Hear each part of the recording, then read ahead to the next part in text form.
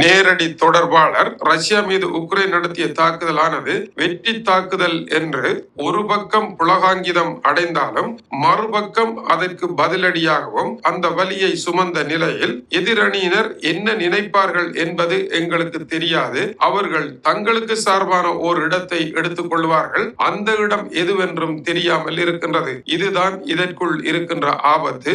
நடக்கும் என்பார் நடக்காது, நடக்காது என்பார் நடந்துவிடும். எனவே எச்சரிக்கை எச்சரிக்கை எச்சரிக்கை என்று அவர் டொனால்ட் ட்ரம்பிடம் சுட்டிக்காட்டி இருக்கின்றார். செவரோமோர்ஸ்க் பகுதியில் அணுகுண்டு கப்பலை உக்ரைன் குறிவைத்ததானது பாரதூரமான விடயம்தான் என்றும் அவரும் குறிப்பிட்டிருக்கின்றார். அமெரிக்கா இந்த நிலைமையை கட்டுப்படுத்த வேண்டும், உக்ரைனை தனிவடைய செய்ய வேண்டும் என்றும் அவர் குறிப்பிட்டிருக்கின்றார். இந்த இடத்தில் உக்ரைன் தாமதிக்க வேண்டிய அவசியம் இல்லை.